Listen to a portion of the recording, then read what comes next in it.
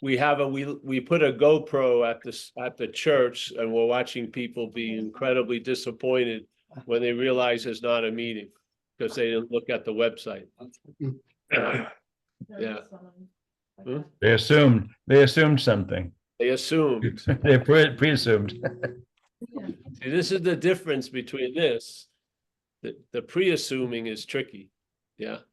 Because if you're pre-assumed, you don't even have the idea that you've assumed. Yeah? Now, usually when I assume a store is open and it isn't, I feel like I assumed that. Yeah, but we are assumed. Yes. Yeah, go lower. The pre-assumption is us. We're the assumed idea. You see it? It's cool. Yeah. So the assumed here isn't that a store is open or closed, is that there's someone who's thinking about the store open or closed. And when that's being assumed, its trigger is it's pre-assumed. So you feel like a historical assumer, let's say, or a historical doer, or a historical thinker or feeler. You see the flavor of it? The time is one of the big ingredients in this whole event. Yeah. So there's an assuming, which you could stop. If there was you assuming, you could have stopped assuming. Yeah. You could learn. Like if you go to that store enough times and you thought it was open on Saturdays and it's not open on Saturdays, how many Saturdays is it going to take? And you still have a sign, not open Saturday. Yeah. So how many Saturdays is it going to take? Hopefully one, maybe two. Not like 52 Saturdays. You should get it. But the pre-assumption, come on, you're smoking me out here. The pre-assuming is different because you're that which is being assumed. Yeah? And you can't see that which is pre-assuming. Yeah, you can't see it. Yeah. So you're the assumed, that's pre-assumed. So you're the assumed, and every time you're assuming something or not assuming something, you're the pre-assumed there. That there's a someone that's assuming and not assuming. Don't you see it? Yeah. So it's easy to see assumptions being erroneous and having them corrected. Really. Target, I think it's open till noon. I mean, midnight on Saturdays, it's not. How long did it take me to get that? Like the first Saturday night I went there because it wasn't open. And I looked at the sign on the door, never opened on Saturday nights. Got it, right, far out. Yeah. But if you are that which is being assumed, and that's where you will start at the assumption. And how that assumption keeps getting reinvigorated is every time anything is going on, it's assumed to be going on to you, or you're the one doing it. Yes, just obviously. And that wasn't enough because there would be a lot of holes in that assumption. There would be a lot of holes, but so it's pre-assumed. So when it's being assumed right now, it's being assumed for like the last 50 years. Yeah. So it piles on with time. A huge amount of time gets dumped on it. So you could see in one event doing and then there would be the sense of being the doer, and you could see it that there's not a doer, like with the hair, let's say. If you just had a long, discussion with people and they were saying, oh, your hair looks so good, you're doing a great job taking care of it and growing it, you're doing incredible, I can't believe how fast your hair is growing. And you're sitting there beaming and shit like that. And then you realize, I'm not actually growing the hair, I'm not cutting the hair. Yeah, it would be quick. You would get it pretty easily, I think. I hope. So in this sense, this is the trickiest one, is the assumption is what thinking it's assuming everything else. You see, it's like Dracula going on a vampire hunt. It's the perfect way to disguise its vampirehood is to hunt other vampires. Who the hell would think, Dracula would be on the hunt for the vampires? So here, there's an assuming, which would be easy to see through. Yeah, because there would be no pre-assuming. There would be a moment of consciousness, let's call it that. and consciousness would be in contact with something. And then you would see the head come up and say, oh, it's you. You're this weird idea that you are what's in contact. And the sense of the consciousness would override that statement. It would probably, yeah. But if it's being pre-assumed, so every time it's assumed, it's like galvanized with 50 years I've been the doer. 50 years I've been the thinker. 50 years I'm the one who was feeling everything. 50 years is I was the one that was doing everything. You see the weight that has on it? So it triggers this assumption every moment, but the assumption is presupposed, which is where the weight is. Yeah. Because you would get over assuming something that wasn't correct, but pre-assuming is a whole different thing, especially in this case, because when the fish rises for the bait, and let's say that it's just a rising to the bait, and when the bait is taken, then there's the idea of being the fish that took the bait, and immediately you feel like a historical fish. You've been a fish for a long freaking time. That's going to have some weight in time and space, isn't it? Yeah, so the presupposing is beautiful because of the this is where the trick lies. If it was saying, hey, you were assuming that you're this, and then it was blown out of the water in an hour or something. Let's say you were assuming you could beat a pro basketball player, and then you played the pro basketball player, and that assumption would be out the window because you got destroyed. Yep, and then that would be it. But here, the pre-assuming is that you're the doer of either playing the pro basketball or not playing the pro basketball player. So the assumption, the pre-assumption doesn't need anything. Yeah. The assumption triggers the historical feeling. So you don't even question being the doer of that doing at that moment. You have to question, am I the doer? And there's 50 years of evidence that you are. Yeah. So I remember from the beginning we were doing, can you hear this yet? Yeah. Oh, when I was doing these talks, the thing that would ruffle up an audience the most was questioning the doership. Always. It was almost as if someone put a zinger in the seat. There'd be like a little bit of defense and shit like that would come up. Yeah. Because you wouldn't defend a one moment of doing, would you? One moment of doing, you're not going to die on that hill. Yeah, you're not. But being the doer, you may die on that one. So time is a necessary ingredient. Yeah, so there's a presupposing. So let's get back to what Ramana says, or what he supposedly said. It's written down in a lot of his teachings that people wrote down. And his teachings usually have certain things that are in every interpretation of his teaching. And they're usually framed as the problem, the greatest mystery. There's an emphasis, yes, a huge emphasis on it.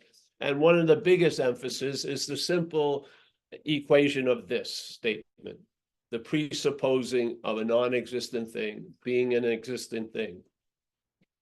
Yeah.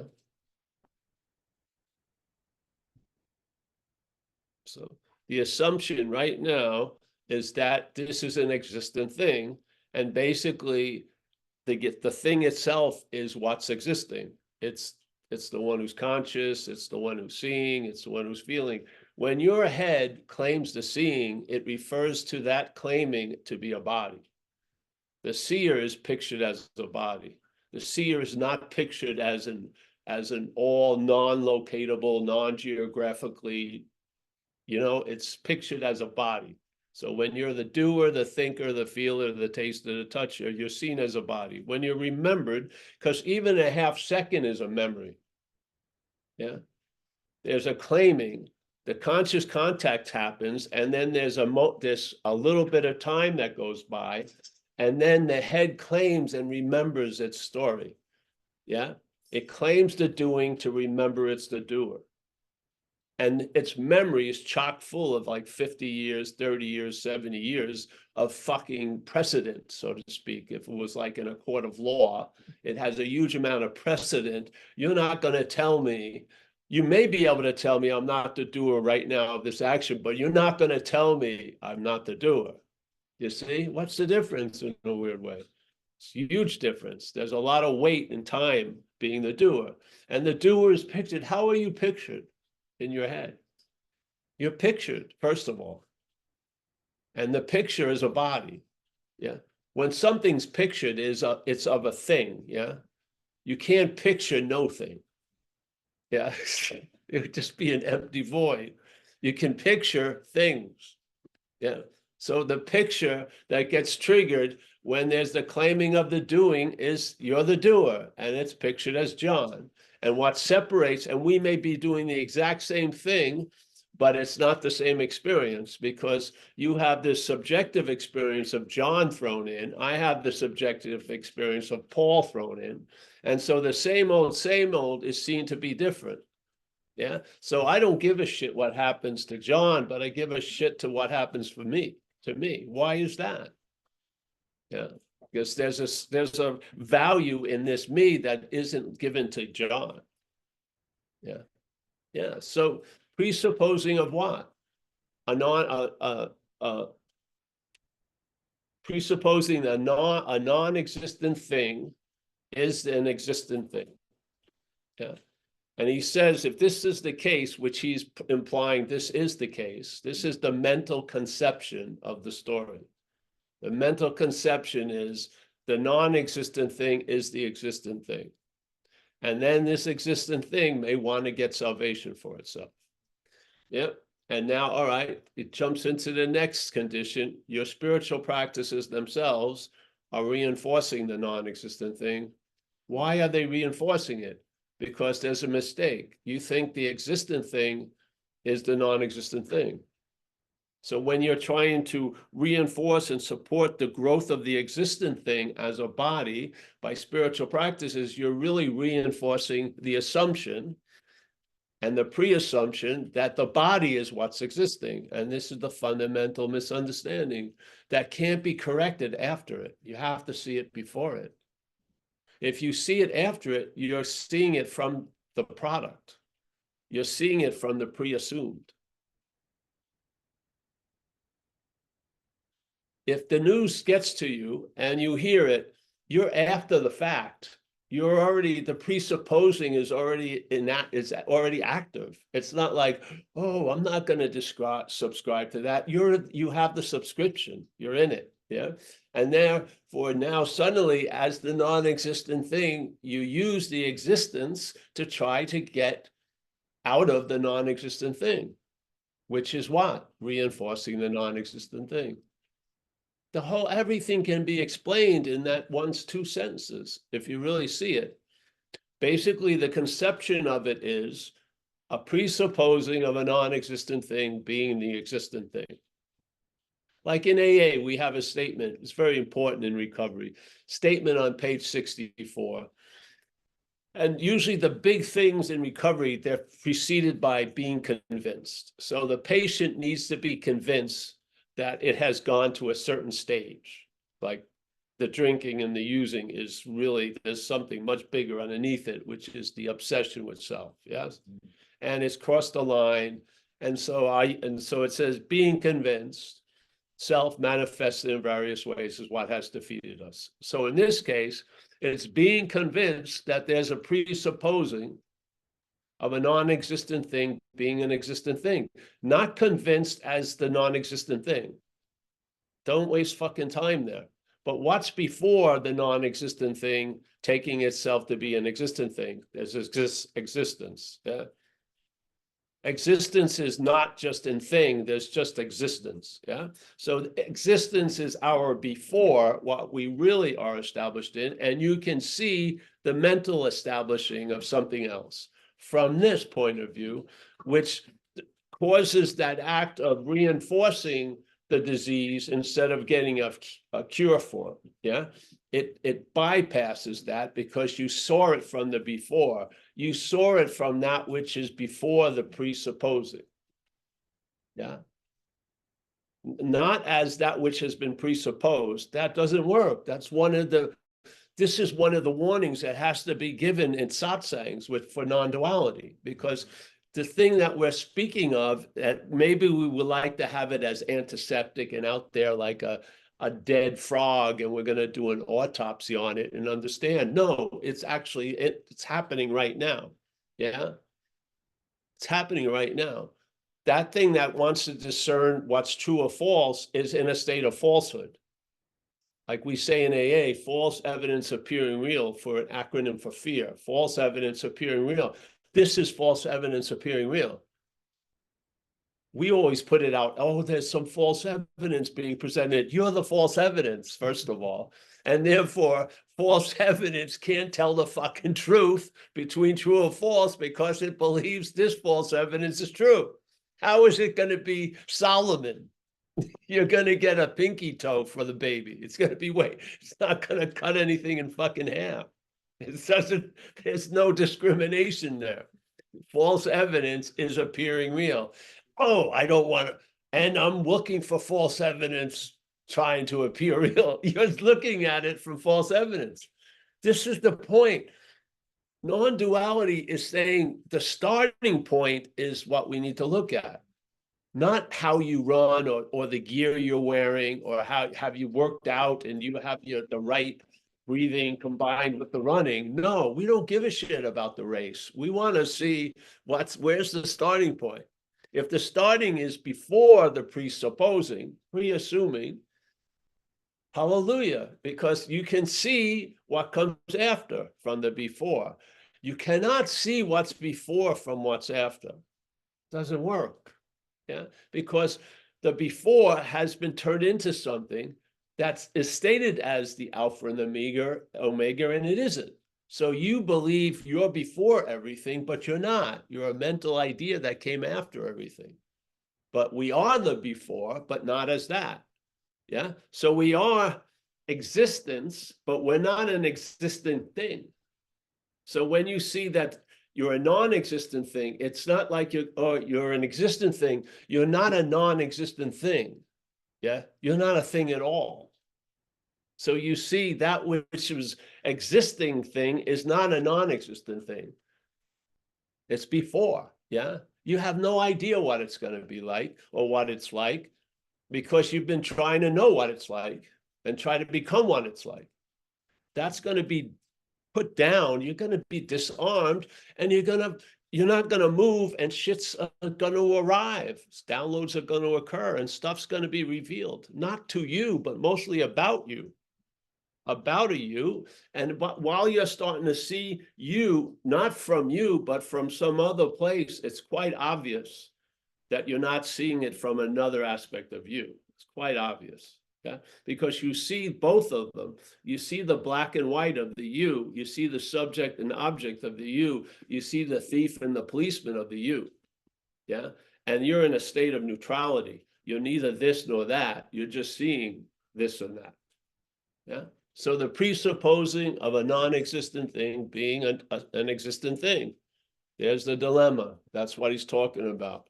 He's not saying, oh, the real problem is that existent thing getting this or that. No, the real problem is it's not an existent thing. That's the problem, So the same thing, it's false evidence. No, it's the false evidence you're taking yourself to be. Come here, Lola.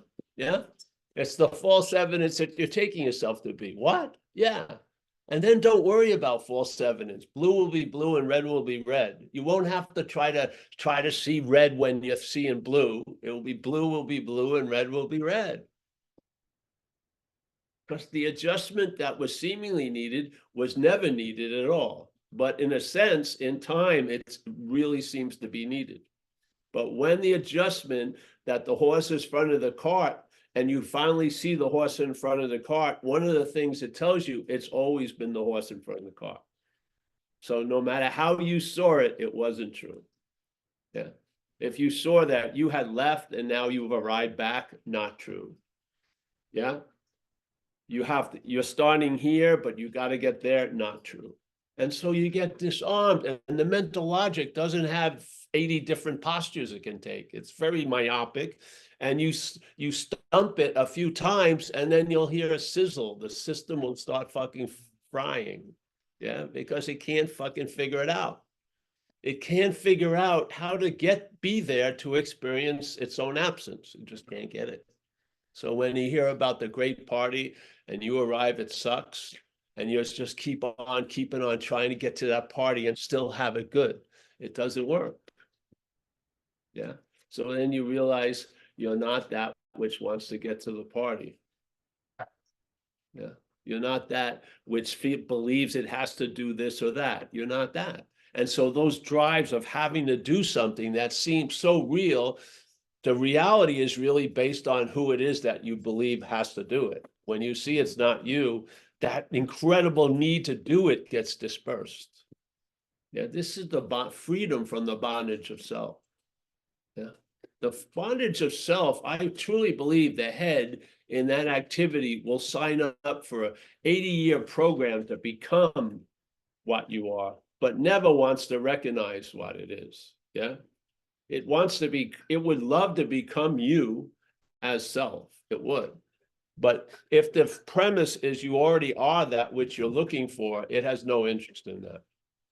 It doesn't. It has no interest in it because it's agitated. The last place it wants to stop is now, because if you put it on the dime, it can't stop. It hides that because of the seeking. It validates its own nature of agitation because I'm looking for something. I've been called to a higher thing. And I'm gonna oh, it's great. But when you just drop it, you see the agitation. It can't sit still for more than a second. You'll be like, yeah, just like the dog. It just you can't be mad at the dog. That's the dog. The dog is agitated. Yeah, it is. Has it ever tasted any food? Probably not. But it loves fucking food. I don't think it stops a second to enjoy anything. It just eats it. Yeah. But that's the dog. So for me, oh, this has been so relieving. I'll tell you the truth. Yeah. Because you can hear people's travel logs in their pursuit or their history of arriving at places they never left. And you can listen to it for hours, but you're just not moved by any of it because you have a true sense that you can't go anywhere. Yeah. That how could I be somewhere else to arrive at back where I already am? It just doesn't make any fucking sense. Yeah. And also, if you look at it, the closest thing we can get to maybe what we are is the conscious event. Yeah.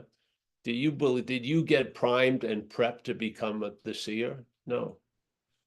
The seeing just came up with the package, yes, the hearing, the feeling, the tasting, the touching. I think they're all the stock version of conscious contact. And if you look at consciousness, I'm not talking about what it's coming through like the ears or the eyes, they could be damaged, but the consciousness doesn't seem to demonstrate any thought and effort to be conscious. It doesn't look like it's having a hard time to stay conscious. It doesn't. I may have a hard time staying awake and I need to go to sleep, but it has nothing to do with consciousness. So the consciousness doesn't demonstrate any thought or effort. Why would you believe thought and effort would bring you to that which demonstrates no thought or effort? Does that make any sense? I never get started. I don't go to seeing classes in the morning at 8 o'clock. I wake up, my eyes refuse to open. But when your eyes are closed, are the eyes really closed? They're just covered with the lens cover. It doesn't like about 2 seconds later, it's not like my garage door opener, No, it's just as soon as this moves, it's on.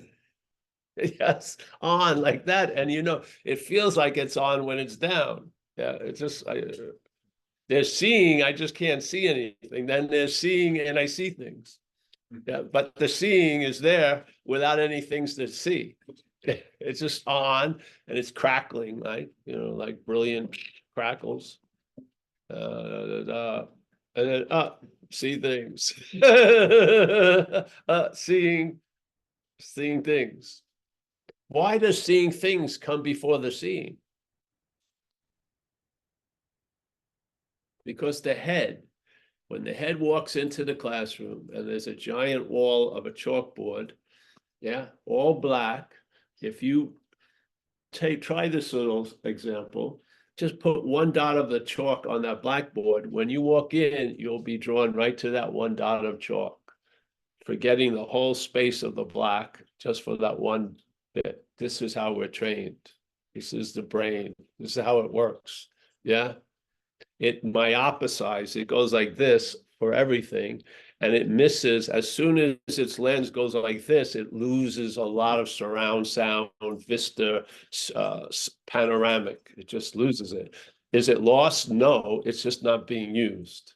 So self-centeredness is a very myopic way of looking. You see everything as how it pertains to you. That's an incredible myopic way of seeing. Yeah? What would happen if you weren't taking yourself to be the center of that system? You'd probably lose interest in that system of self-centeredness. What causes the self-centeredness to be interesting isn't the centeredness, it's the self. There's a cherishing of being the one who's doing and thinking and feeling and living and having and losing, this whole drama. It's a cherishing of that, which makes us put up with a lot of the deficiencies of the self-centeredness. Because it's incredibly myopic. And the thing is, if you're relying on it to tell you about the panoramic, it cannot. It can only describe everything from its own myopic view. Just like the hammer only sees everything as nails. It just doesn't see it. But when you have a free sample of the panoramic, it includes the myopic. You see it. But now you see it. You're not looking from it anymore. You never have been looking from it. The head has said you have. You've always been seeing, but now you're seeing it, and you're also seeing the head saying you're looking. You see the looking, and you see no difference between the looking and the seeing, except a name that's been inserted. It's me looking, it's Paul looking. There's no difference whatsoever, but the effect on the lens aperture is huge. Yeah, so now you have a big lens, you see the small lens of the myopic from the big, finally. Instead of trying to figure out the panoramic from the myopic, you figure out the myopic from the panoramic. Simple. But how do you arrive there? You can't arrive there through self, so you've got to see it before self. And then you'll see that you're before the panoramic and the myopic. Yeah. Yeah, you can't get it any other way. This is what's happening. Our friend was here, and about all these physicists and everything they're going, they can't study what's studying. They can't get it. They're always included in every fucking experiment. Yeah, they're trying to prove consciousness. Yeah, and what's conscious of that? What's conscious of that? Trying to prove consciousness. Yeah, you can't get before it as the after. But because there's no getting before it as the after. Because in the fact, there is no after. So the after cannot return to that which it never left. So this is the illusory assumption or pre-assumption we're living as. When we realize that something may have been failed, we want to return to the source. We've never left the source. Yes? Like when people hear that they get a small hit that they're not the doer, usually they go, I'm afraid I'll be laying on the couch all day. This is what they think. Yeah. They think about not being a doer as a doer. You can't fucking beat it. So, but you can see it. And in seeing it, without changing it, without making it better, just see it, it has huge value because it's going to finally inform you you're not that. Yeah, I hope, because I hope the non-duality understanding will be that runway that will allow that understanding to land. I hope, because that's the point. We're seeing it already. We're just seeing it as 2 and 2 and somehow think it's 7. Yeah. The math has to be corrected because we're constantly seeing this equation from the primary number 1 when this math is the primary number 0. And then you see it. So you look at the equation that's looking at the example. You don't look at the example from the false equation. You look at that equation. Yeah. So like Ramana would say, this I loved so much from one of those little booklets they used to sell in at Tiruram, wherever it was, where Ramana lived. He once again question and answers. These people ask him a question many, many times. Is there free will or is it all predetermined? And then a tricky little move. Is there free will in the predetermination? Wow, that's such a good one. Yeah. And so he hears this and he says, all right, follow this because it's very cool. Says, if there is a sense of individuality, it did not say if there's an individual, because there isn't. He says, if there's a sense of individuality, there will be a sense of free will. Basically, everyone right here is talking about the sense of free will from a sense of individuality. Much better to look at the sense of individuality and instead of getting caught by that false goose chase this way with the free will, not free will. Let's look at who is it that's asking that question. Pretty valuable. Right? So sense of free will. If you have a sense of free will, is that someone who has a free will? Is that the sense? Is it authentic or could it be manufactured? Could the head manufacture a sense or a feeling that wasn't true? Yes, of course. Yeah. So the sense of free will, sense of individuality is not a sense that an individual is putting out. There is no individual. There's just a manufacturing of a sense of individuality. Yeah. And along with that, another accessory accompanies it with his free will. So if you've ever gone to a seminar about free will and they can dispute it, and my friend was telling me about these physicists that have proven there is no free will, it doesn't fucking matter. When you walk into Baskin Robbins, you think you have a choice. Yes? Why? You're not that sense of individuality. So that sense of individuality does not need to have the answer to that question. Starve the fucking thing so that you stop feeding it questions to finally realize to question that. Yeah.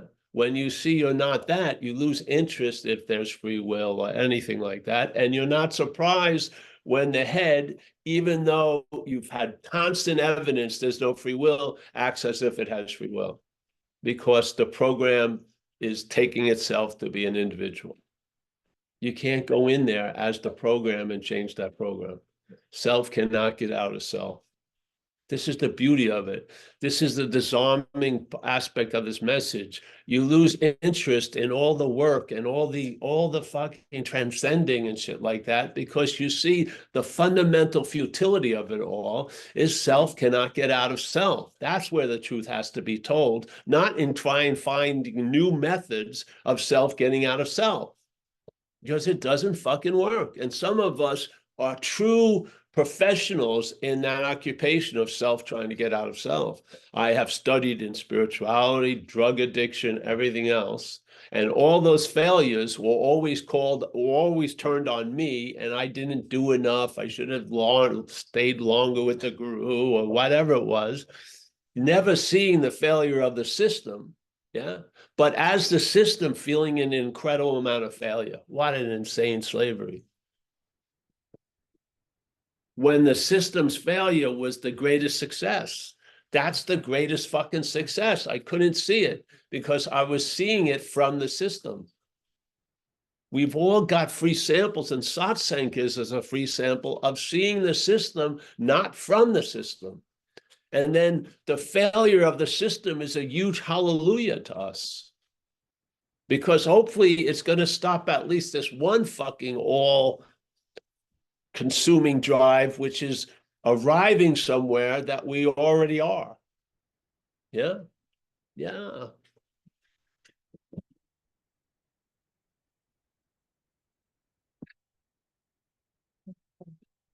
Would you just call her little relative mind? She's running around. She's got something with her now. Oh, she has a career in her mouth. Oh, yes. Look at my career. Yeah, I'm doing really well. It's great. All right, come on.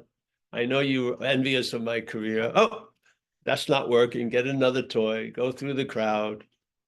Yeah, here she goes. This is the epitome of the spiritual seeker. There she goes. There you go. Come on up. See ya. Someone paid attention to her. She's going over there. You lost Da, it. da, da, da. Yes. There can be peace. At the same moment, there's movement. Movement doesn't need to be, but if the nature of the movement is agitation, there is no peace. And the mental state is agitated. It's in the original desire of it wants to become something that it believes it isn't and wants to unbecome something that it believes it is. That drive is incessant, and it sings the glory of peace, but it can't stand peace. It will sit and meditate for 4 hours, and once you enter that groove, it thinks of laundry. Fucking, I gotta walk the dog. I want a hot dog or something. No, it doesn't mind, because getting somewhere, the agitation is appropriate. Where some of the places we say we want to arrive, it doesn't seem to be appropriate. That's why it's always failing at the last minute. Yes, I was there, I was almost there, and then that person coughed in the Zendo. Oh, fucking that's, and all you were hoping for was that person to cough your head. But so in the pursuit of something, agitation seems valuable. But if you are what you're looking for, agitation is seen as something unnecessary. Yeah, not to be relied on. How am I going to arrive at peace through agitation? Yeah, so that's it. That's anyone, any questions? Yeah, I think so. Yeah. No, thank you. Yeah, if anybody has anything they want to share. Guy had his hand up, but he put it down. So Yeah, Paul just obliterated the question into smithereens as usual. So thanks though. Yeah. Thanks. Well, I could share something. There's a recognition that the mind is never gonna understand negation. Like there's just never, like as you said, like once a hammer, it's always going to see everything as a nail. Like there's been this fervent desire to know what not me is, and it just doesn't make any fucking sense, Yes. you know? Well, you want a not me as a me. Yes. Yeah. That's attractive. Right. Just whatever, just the conception, just the negation of all this pain and suffering. And you had said something like, you wish for us to get this panoramic view. What, just to clarify, what you mean is that you hope that the non-individual has a non-experience of grace. Is that really what you mean? I think I may have I slipped on the peel of compassion there. Oh, I got you. Yeah, It happens Okay. occasionally. it happens. Yeah. I'm sorry. It's picking up after myself. So What I wish is mhm. in a broad way, as an action figure that was lost seemingly and went through a lot of things, I just like to see you access the ability to travel later. Yeah. That's all. Yeah. Just that a little, some of the greatest gifts will go unnoticed. Yeah. Because you won't know what you're being relieved from. You'll just have relief. Yeah. When I escaped the cops, I knew what I was relieved from. Yeah, another arrest. Yeah. And it would be exhilarating. You'd get out, you realize they went by, and fucking unbelievable. Yeah, get a little breather, and so maybe gratitude for a second, and then looking for something else. But this is the relief that doesn't go noticed. After a while, it becomes ordinary. It's like you didn't realize that the basis you've been starting from was very agitated from the get-go, and now it hasn't been replaced. It was just an imagining on a much larger basis that doesn't have any demands and requirements like this little one does, and you get relieved, and it becomes ordinary. It's like it's your new norm over time. Yes?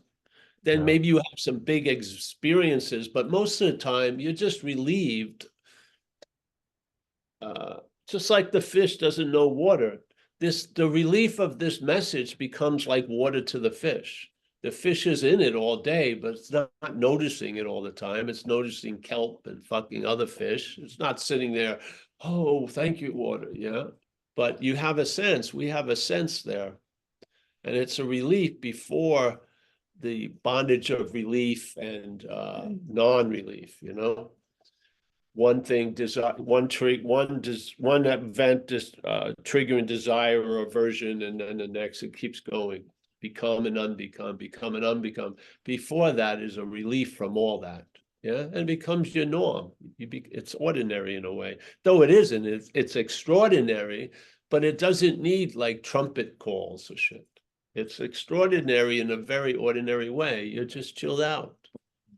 There's something in you, like in this case, as an action figure, somewhere a radioactive isotope went off in me, and it just provoked a lot of drive. Now, I'm not an ambitious person, but I was extremely ambitious concerning drugs. I mean, fuck, I would have been like that. What was that movie where he said greed is good? That movie, Wall Street. I was on, I would have been a heavy trader on Wall Street, ripping every grandma off and shit like that. And the ambition to get out of myself was fucking unbelievable, powerful.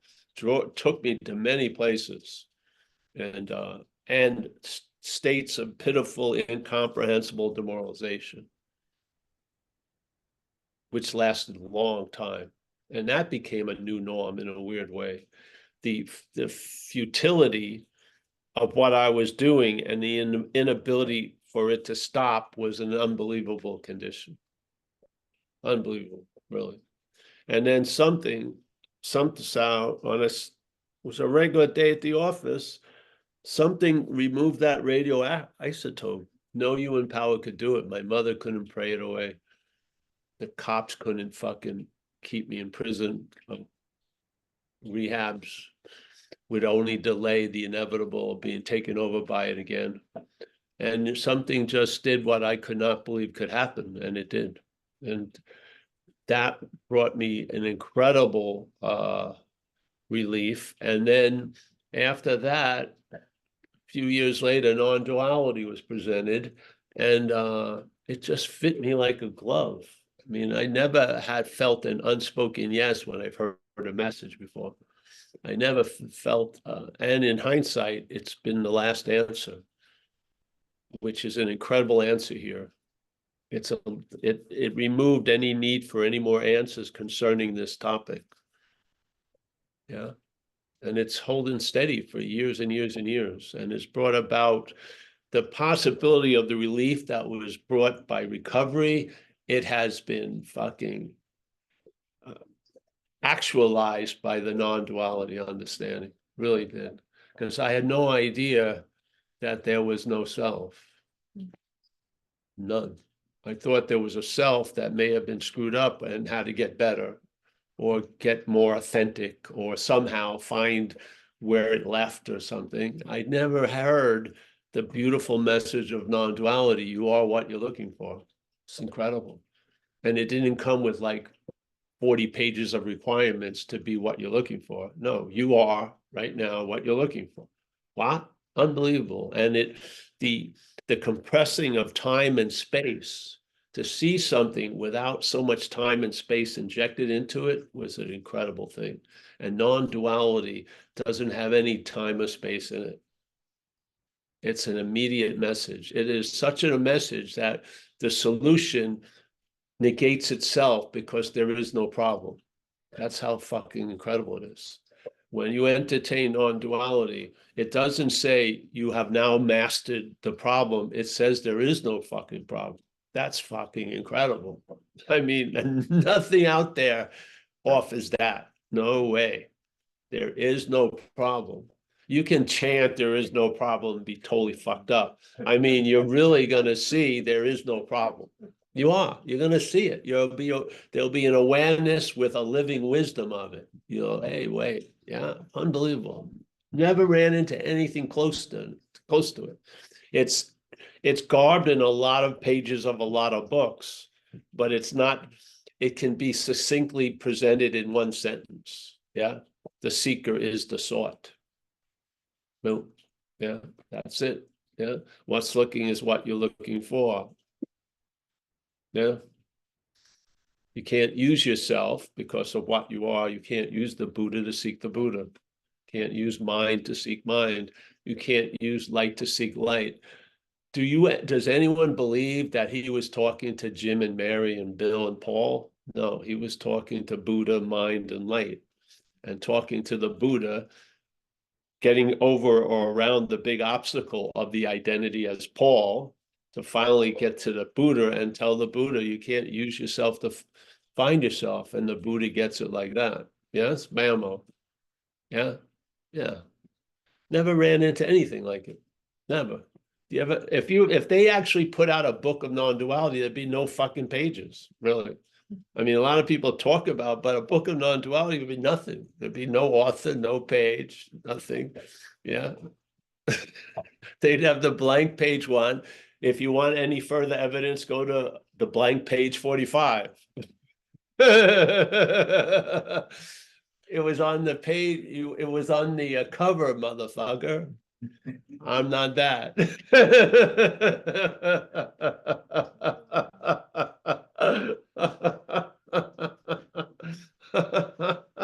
The book and everything is just to pass time. Literally, the message isn't of time. Bammo. All right. Waves breaking into you. Yeah, you think you're a wall. It's threatening, shit like that. Bam, bam, bam. You see yourself finally as the shore was, yes. The water actually defines the shore, and the shore defines the water. The wall is a manufacturing. Yeah. Life starts hitting you, and you don't take it the way you used to take the hits of life. You see things differently, not with any thought or effort, just because you've taken off a pair of glasses that were presented as your eyes, really. So you never checked it out. You just assumed this is how I see, but it isn't how you see. Yeah, it's one way of how you can see. Yeah, and so you feel around. Wait a minute, if you felt like rims and a little, you'd realize they're not eyes, right? So you could take it off finally. Now, there weren't eyes for 30 years, but you believed they were, so you never checked, and you just try to adapt and try to go to school, learn about seeing better and shit. But then one day someone gives you an idea. Hey, check out those eyes. Wait a minute, what's this thing sticking over the ear? Wait, there seems to be something before the glass.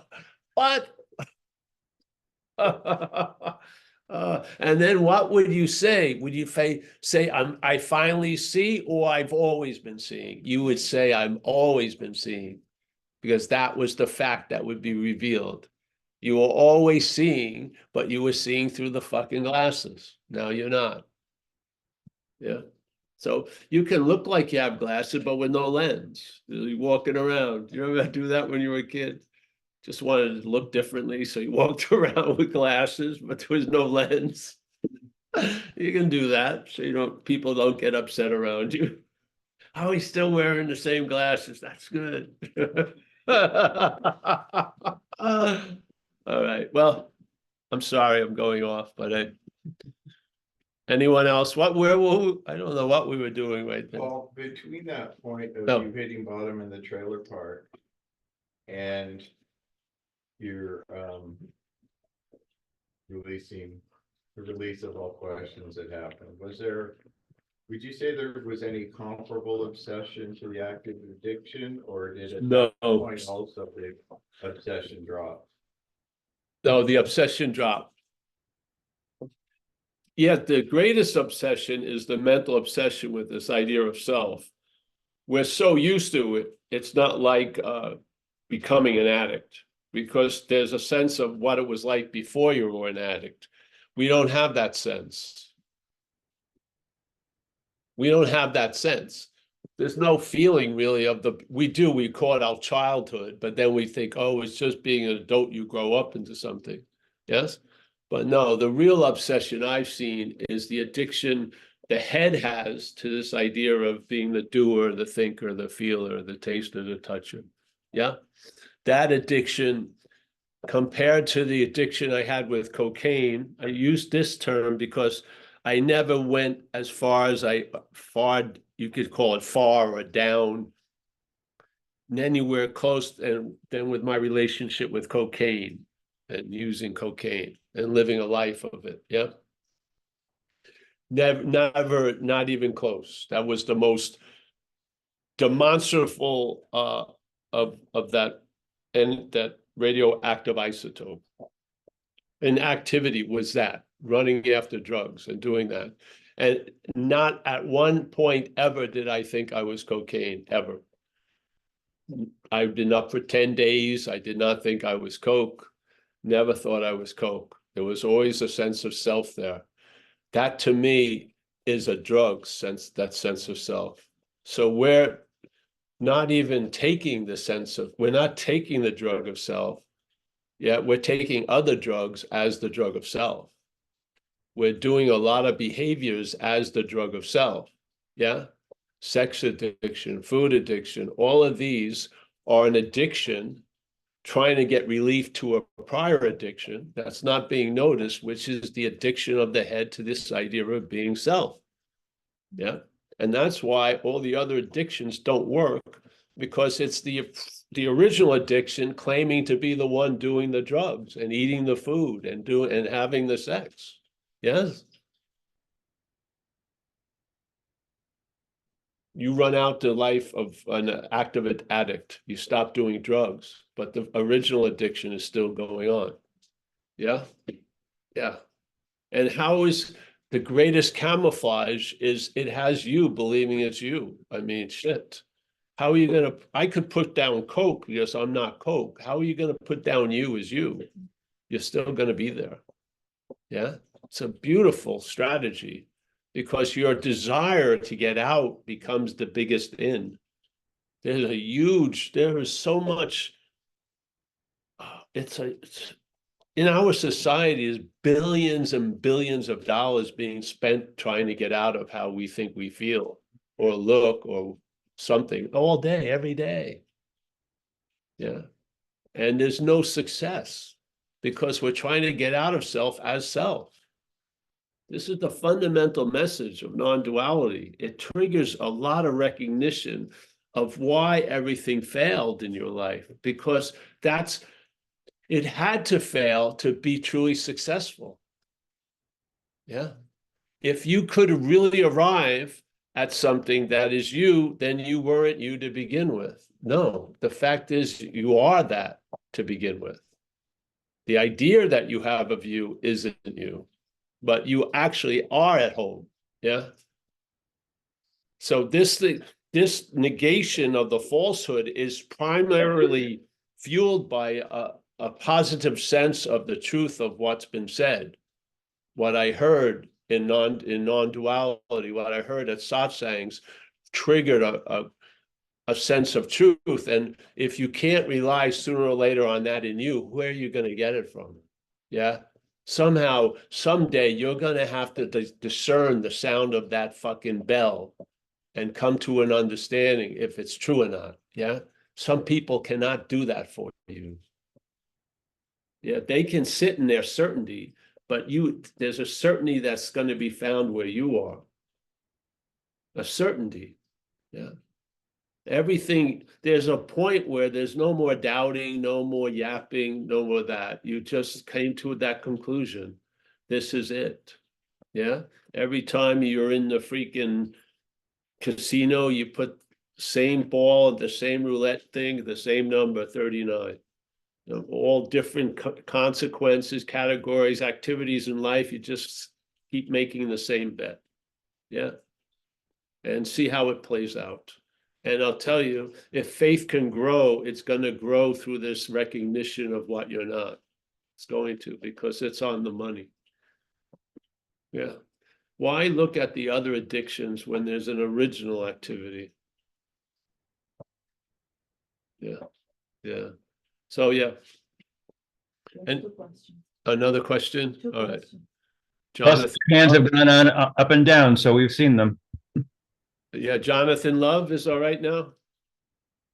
Yes, hi, Paul. Well, Heather was up next with the Yeah, Heather was hand up. first. All right, Heather, come on in. Hi, thank you so much. Two-part question. I'm really new to this conversation, not this conversation, but you, and I appreciate you. Two-part. One, they talk about the body keeps a score, and I'm wondering if you make any distinction between the subconscious mind that keeps recurring patterns while the conscious mind's like, why is this still happening? So, or is it all just form, flouncing around in the face of the nothingness? So that's my one question, is the subconscious mind just more the same? And the second question is that which Before you get to the second, let me just answer the first.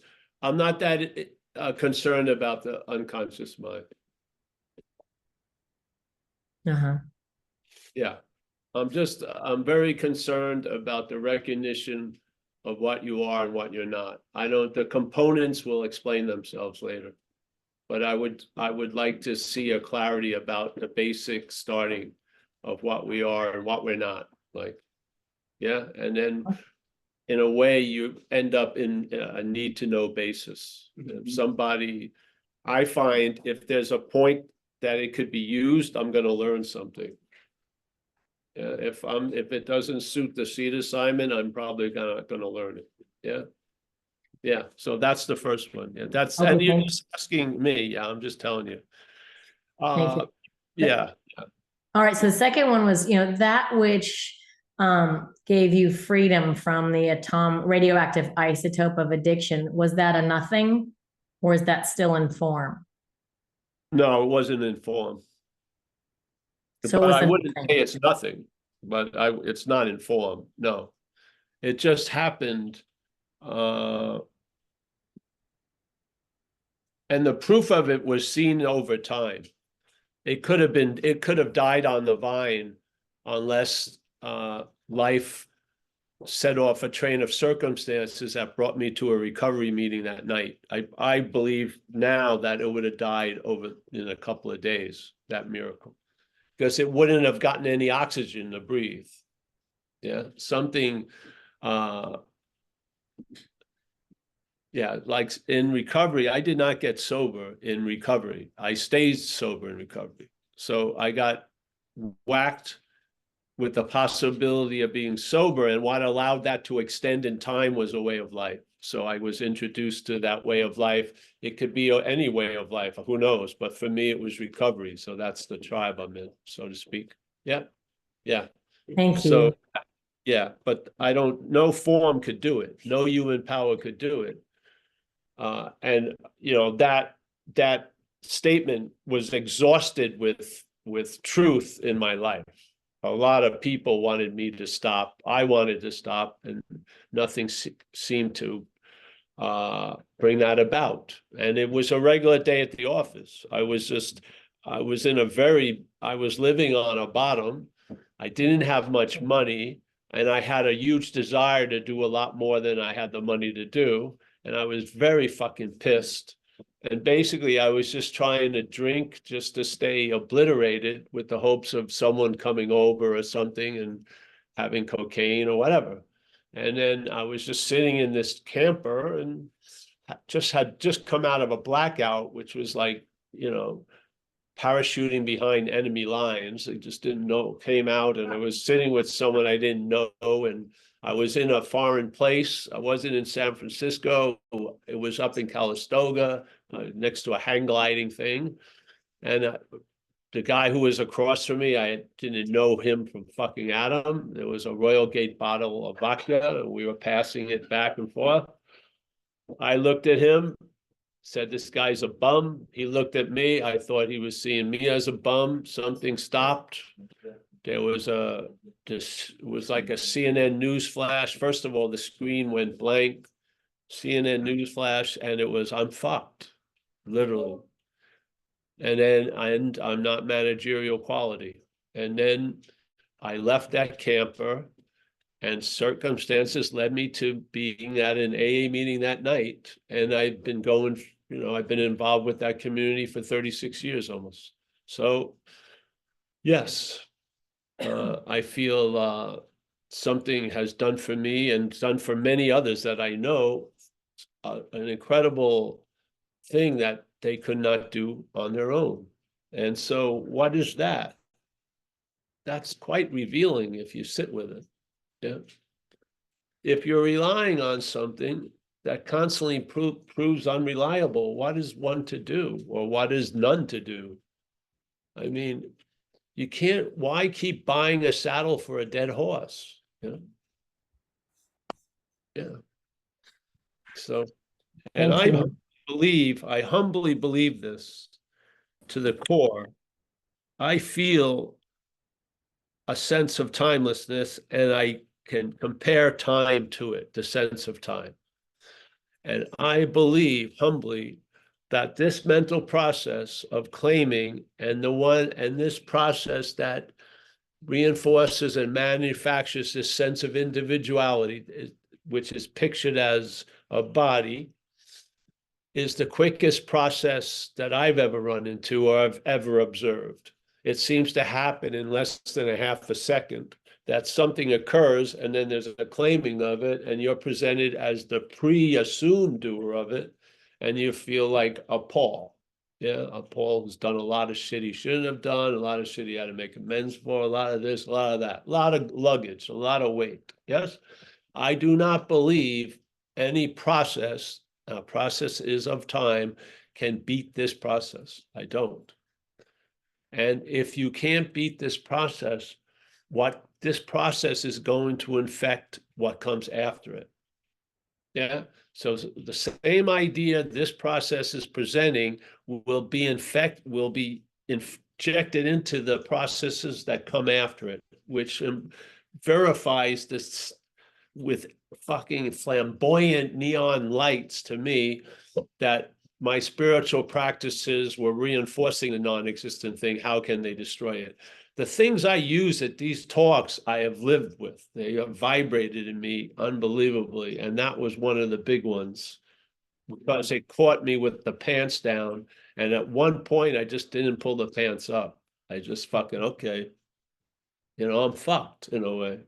Yeah. And that opened me up for something else to occur. So if you find a process, then you can get that before that process, all power to you. But I just don't see it. I see, look at what happens. My friend comes here, has a fucking beat up truck. He misplaces it. Someone stole it. Like less than a half a second. You went to the bank, you got $1,000, seems only $900. They have it at the bank. No, you just stuck it to one of those. Yeah. Are you going to have a mindfulness that's before that? Give me a fucking break. It's just, it's so fast. You're going to lose. Yeah. But what can beat that gunslinger is that which is not of time. Because in timelessness, there's no drawing of the gun. The gun's always out. Yeah. And so I believe a non-process that's before this process is the negation or the neutralizer of the effects of this process of time. I don't believe any other process can beat it. I don't. And everything you do is being used to reinforce the idea that it was you doing it. Doesn't mean you follow it, but the head's doing that. You're not doing it. The head is mechanically claiming what's going on to reinforce the center of the system that it is of, which is self-centeredness. Just like in the Course in Miracles says, the brain interprets to the body of which it is a part. Yeah. The system is going to interpretate everything to the system of which it is a part. You can't trust the fucking system. Yeah. The relief is not through the system, for the system, with the system, it's from the system. Yeah. That's my humble, this is what moves me here. And I'm telling you, I've been open to be moved for years somewhere else. Yeah. I'd love to be able to have people subscribe and you get a little booklet every 3 months and you do writing assignments and we mark it and we gauge where your growth is. And, I could have a business forever. But no, this is one of the worst fucking career choices you can make. You give nothing all the time, and there you go. And and life took care of me, which is great. And I remember when we put Zen Bitch Slap out, the people that were there saying, we got to make it a subscription or shit. And I said, no, let's just rest on its laurels. Yeah, just put it out there. If people are going to get value out of it, and if they do, they'll probably show some, and I've been taken care of ever since. Yeah. So, I mean, yeah, whatever. It works. If something works for you, all power to it. I can only share what's worked with me or on me. I can because I have weight about that. I don't listen to other people. I may understand what they're trying to say, but this is an independent bakery. We want you to get the muffin right out of the oven. There's an aroma with that that's different than a day-old muffin. Yes. So here, just keep giving. Yeah. And, the oven gets to feel like it's an oven. It's not bad. Yeah. I find action figures do better when they have a purpose. Nihilism doesn't work well for the action figure. No, it doesn't. So, hey, all right. Is that all right? That's answer 2, I think. That was lovely. Thanks so very much. Went off somewhere, whatever. And who else? Oh, we have Jonathan Love. He's still here. All right, Jonathan. Yes, hi, Paul. Hello. Is the rain too loud?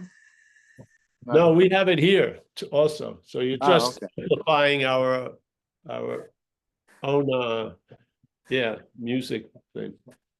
See it here? Yeah, oh, look at that. Yeah, Nice. it's pouring here. Yeah. Nice. Here too. Yeah. On the other coast. Oh.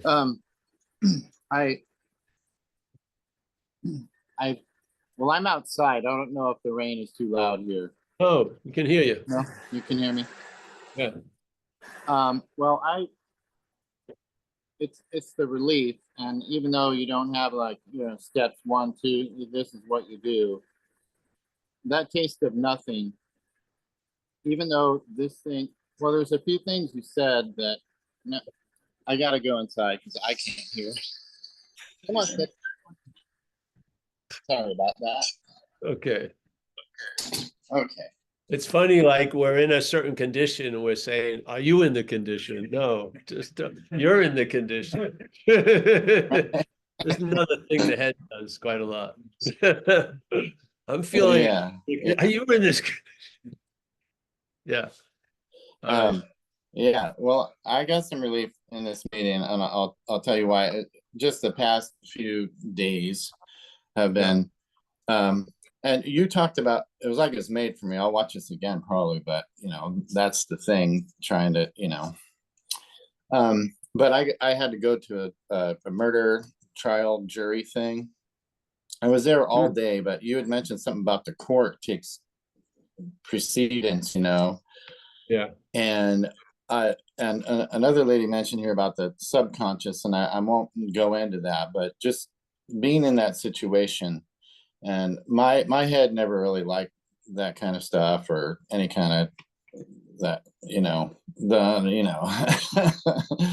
Murder and patriotic stuff. Yeah. Or I mean, I knew when I was 10 I wasn't going to be. I would be a medic if they made me or tried to make me. But so I went through that, but things started up in my body. I don't know, I'll call it TMS by Dr. John Sarno, but I've I've learned, because, you know, just my emotionality, and I've had pains and stuff, and they've all gone away, because I know that they're the mind and emotion and the body are they're the same thing.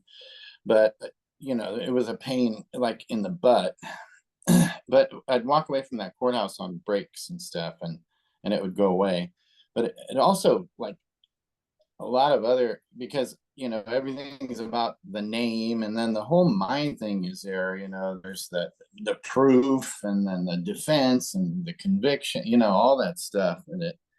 But so I kind of, and then the next day I was just like, I just had the energy. But I've been, you know, and the other thing you said was, you know, when the mechanism started to fizzle, and that seems to be happening. But the sales pitch got really loud, you know. They're, like you said, they play the golden oldies and all this other stuff. And then, and then time, you know, like I did the last 2 days is like, what, you know, there's nothing to do. In that, you mentioned that too. It's like, what am I just gonna, you know, sit here and just eat? And then, but you mentioned that the dreaming, and that's when everything opened up. It got it got, what do you say, panoramic, when you were talking, and I've heard all this stuff, because I've been hearing it for a long time, like 22 years now. It's starting out with reading, you know, Nisargadatta and Ramana Maharshi, and then you do all the yoga stuff and sitting in Zen churches for hours. But and I never, and I always liked the you know, that I'm like in some kind of dream here, because I can see the Russian doll. I dream, you know, but I really got a sense of it when you were talking about Ramana, and then you were talking about the dreaming, and it just kind of opened up, and it's like, oh, the dreamer, and I'm the dreaming, or this is the dreaming. And I don't know, it's something like I got to download, like it's okay to like do nothing for a day, or and not think about the next thing, because that's all the mind wants to do, because it gets into this. It's like, oh, so it's fizzling. You're not buying the, you know, the the shuck and jive show, you know, the next, you know, and it's not working, but it's really uncomfortable for a short time. What's that? For a short time. Yeah, I know. Yeah, this too shall pass. But I don't know. I got a sense of like, wow. And I know this is an Indian thing where they have Ishwara sleeping, you know, but who knows what it could be? But it kind of took a load off, that the dreamer is dreaming, and I'm the dreaming, and the I is just that's it, and then the mechanics start up, right? And I wanted to be here, and because I was here Tuesday, but I was just so like tired and plus I was just like, you know, from sitting in the court for overtime day, you know, and so the fizzling, it's almost like the CD is being presented, but I'm not hitting the play button, you know, just and then you're gonna see there's an original music you've been missing, and then you're gonna hear the original music, and your ear's probably gonna like the original music more. Seriously. And then there's that thing where I'm not saying I'm getting somewhere. It's just this. Exactly. It's not about getting somewhere. We're all experts at getting. And the CD deck up here, the stacked wherever, is just hates it. it's Well, just yeah, really. well, that should give you a 5-star rating then. If that hits it, yes, sign up for more. Yes, this is the point. When you irritate a system, it will react. Yeah. Yeah. And reaction, a lot of times it overplays its hand, or you'll see the emperor with no clothes, or a thumb will stick out because it can't help itself. Yeah. So things that you've heard about descriptions it may have, it will live out the description. And now you've heard the message, and that which you're not has just that was described is now describing itself being what it's not. Yeah, that's valuable, very valuable. Yeah. I mean, there's discernment in that. Yeah. If you had the dilemma here is the same thing that you would like to get out of, you keep staying in. See, that's the pointlessness of it. So there's all you need is to recognize that futility, and to the point where you're not moving and following the actions to just, like disassociate or distract or this and that, and you just see. Yeah. And a lot of this stuff that you've heard before will be re-illuminated with a lot more weight. Yeah. Yeah. You'll get that the seeker is the sought. Like that. And these things, Yeah, like that. Yes. Like that dreaming, yeah. Yeah. Like that dreaming thing. That dreaming thing you said, it just hit me. And the download A lot was of it like, is, bro. it was It's all just getting all hit. that. We call it Zen bitch Yeah. slap. Yeah. Zen bitch slap is you're not expecting it and you get whacked. Zen bitch slap. So yeah. You're a bitch. That's our job. And then we may like sadism a little bit or whatever. We like to see someone get slapped occasionally. All right, we gotta move Can I on. say one? Thank you. All right. Yeah. Thanks. David Bitterman. Hey, Paul, how are you? It's gonna end soon, eh? So Yeah. we want to have coffee here. Yeah, no, I just had a little tiny comment. I was going to say Tiny comment. Oh, a little wee tiny comment. wee tiny little comment. Yeah, it's like there's a sense from like the action figure. There's a sense that the solidity that we believe, what is it like we believe in the solidity of things is like apparent, and therefore we believe in it. But it's more like the solidity of things is apparent because of the belief in it. We're talking about the power of belief, the power of the dreaming. So like from that action figure place and from that myopic place, there's a sense like, well, my hunch about being a thing and the solidity of this place, it looks pretty solid. So, but it's actually the solidity is based on the belief about it. The belief is almost first, So that's it. Just wanted to share that. Yeah. It's sort of like when someone says, it's impossible for me to think I'm not a body. Well, you're thinking from identification. That's why, of course, the system, the last thing it wants you to know there's an exit out of it. No, it seems self-evident. So like your mind's the lock, but the belief seems like it's after, but it's really before. So of course it is. Yes, it's if you know the course, the mind's projecting, and then we seem to perceive. Yeah. We perceive the projection of mind as a real thing. Yep. And that seeing it as a real thing is based on these prior conditions of the non-existent thing being said to be the existent thing. Yeah. Yes. The dreamt now perceives, because it feels it's real, everything else it sees is given a reality. So through perception from the dreamt, the place seems real. From seeing from the mind, it's a projection, which is dreaming. Yes. Yeah, no, it's so accurate. Don't waste any time trying to convince the dreamt that it's the dreaming. Right. It's just pointless. And that I didn't know the course very well, but that is amazing. That whole stanza, the things you've shared from the course are brilliant. I love that dreaming part. Yeah. And yes. They tend to try to put one thing before and after another, because the way they align it up is different than how it how the mental logic aligns it up with us, yes? Yeah. So it goes, let's say you're stuck with 26 letters, but the mental logic will have it A, B, C, D. The other logic is A, K, S, and it moves around, yeah? It keeps the 26 letters, but there's no defined line when they're going to arrive or appear. And the understanding that is gotten from that is much more sound than the understanding of the mental logic, because the mental logic is insane, literally. Yeah. Yeah.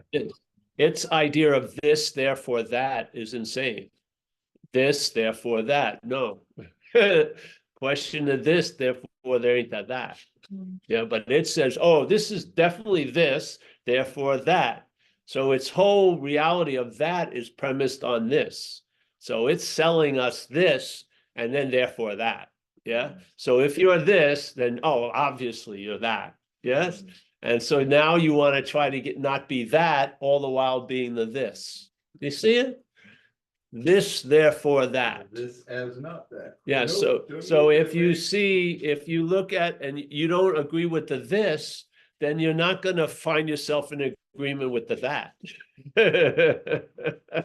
If the this is slipped in that, therefore that, it just seems to be obvious, therefore that. Yes? Yeah, yeah. It's all a magic trick. You know, when you go to it, like in New York, they'd have three cups, and someone in a little alleyway would be doing this thing, and you'd follow it and say, all right, that one has it, and then you lose $5, whatever. Yeah, but you're following it, but it'd be these cups. This is the head, this trick is of time. So it has you believing in this, therefore a lot of that comes with it. I don't like that, but you keep not liking it as this. And this means therefore that. If the this is in place, you're going to get that. This is the duality of it, yeah? So we're not trying to get better at avoiding that. We're just questioning the this, yeah? Because then there won't be a therefore. And then whatever arrives after that will be interesting, yeah? But it won't be therefore that, yeah. Yeah. Incidentally, I fell for that cup trick when I first moved to Chicago for like $150 drunk on the train one night. Yes, I got it in Amblas in Barcelona. Okay. Plus 40 euros like that. They let you win 30 and they let you win a little and then they got But you. I had wisdom. I left immediately after that. I Oh. knew it wasn't going to go well. All right. Thanks. Anyone else? So we're going to say goodbye, I think. We're going to have to open the cafe. We have people here. They're all lined up. They've got their orders in their hands. Mike, A lot of gluten. And he's waving. Oh, question. All right, Mike, yes. This is like one more. We're coming out of golden oldies. All right. Can you guys hear me now? Yeah. Can you hear me? Yeah. Yep. Yeah. All right. No, it's not a question, but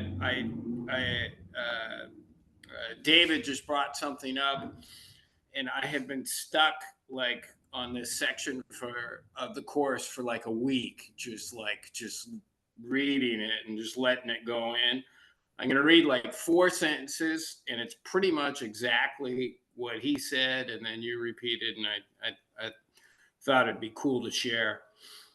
Plus, I'm too lazy to chat and type it to David, so it's easier to say, hey, dude, check this out. This is from the course.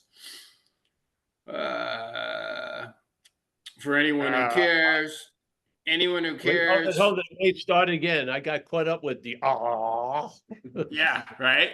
Okay. Some ancient fucking Yeah, you got to do that to begin. It's chapter 11, the beginning of section 6. It says, it is impossible not to believe what you see, but it is equally impossible to see what you do not believe. Perceptions are built up on the basis of experience, and experience leads to beliefs. It is not until beliefs are fixed that perceptions stabilize. In effect, then, what you believe, you do see. Well, Jesus says, as you believe, so it is. Yeah. But yes, That's great. yeah, so as you believe, so it is. Thank you, Mike. What happens, what we want to, here's, let's say that is a working equation of this place. We're just questioning who's that you that believes? Yeah, I'm not arguing or thumbs upping as you believe, so it is, but who's that you as you believe? Or is it as I believe in a you, so it is? Yeah, yeah. All right, thank you. I'm gonna take off, I think. Yeah. That's enough, Mike? Yes, short and sweet. Yeah, yeah, good. Okay, I'm gonna say goodbye. You got it, Mike, eh? Yeah. Yeah. Yeah. It's sort of say, as there is belief in you, so it ain't. All right. Were you talking to me? Or I thought you were talking to other Mike, but yeah. No, I'm that's talking to all. anyone, but we All do right, that. cool. You hear us? Yeah, that's Okay. Yeah, yeah, that's all. yeah, Thanks, man. yeah. Just that this, therefore that, obviously. So that is premised on the this. Yeah, yeah. And we're trying to talk to the original this, which is you, this pre-assumed thing. Yeah, all right. I better get out of here. There's a lot of shit happening at the house. Thanks, Yeah. Mike. All right. Hey, Mike, see you. You Mike, don't got anywhere to go. what? You don't got anywhere to go. No, I'm saying Walk away from the laptop. it's not me going, I'm excited about.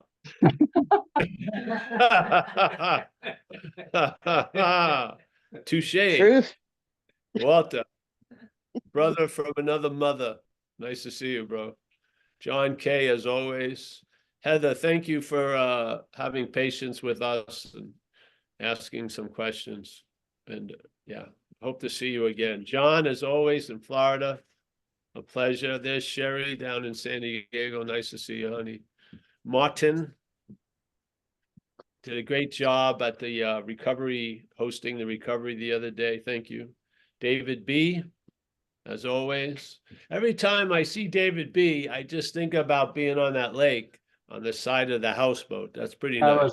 That was a beautiful moment in timelessness. Yes, Very it was. Yeah, it's stuck in there. I like that. Johannes, one of my friends from the beginning of time, in Zoom time. Yes, we were all there at the beginning of the Zoom. Yep. Kenneth, another Kenneth, great. Nice to see you, man. Axel in Munich, Steve in San Diego, Eric down in I don't know where exactly, but near Temecula, Vista. I guess. Oh, Vista. Vista. I like that. I like that name. Me too. Jonathan Love, back east. Holly, Ariane. Oh, I haven't seen Ariane in a while. Nice to see you. Mike C, as always. Miss Amelia with the crew here. Chris B, Vlad in Portugal. Hey, Vlad. Everyone say there he is. Nice to see Vlad. Saraswati. Nice to see Saraswati. Lynn D, the cloud is moving more and more out of the view. That's cool. Let's go to page 2. We've got Fletch. Hey, Fletch, I'm sorry I didn't get back to you. Just call me later tonight. I forgot. And yeah, once I got off the phone. Andre, Zoe in Japan. Fantastic. Nice to see you, Zoe. Not see you, but yeah. Miak in Adelaide. There she is. What's I forget. I can't remember her name. Mia. No, I know Mia. Oh, who? Yeah. Lindy. Dana. I just remembered. I had a blank. I forgot Dana. Nice to see you, Dana. Yeah, I'm on page 2. Yeah. Terry S. in Camarillo. Mike C, Johannes, Eric Platt, Saraswati. We got Zoe Banks. I said hello to her. I think I got everyone. Hey, thank you, everyone. See you soon, I hope. We're here. Just go to Zoom, just Zen Bitch Slap event page. I'm doing something next Saturday before the Zoom, but it's going to be a charge on it. I'm going to send it to Mike today. It's for a group in the East Coast called Truth and Transmission. I'm going to do a Zoom from 11 to 1 on Saturday through them. We'll put it up on the website. I mean, I don't know, it shouldn't be any different than the one at 1. But hey, it could just be a long continuation, who knows? So I'll see you. I'll see everyone. Bye-bye. Thank you, Paul. Thank you all. Bye, Paul. It was wonderful.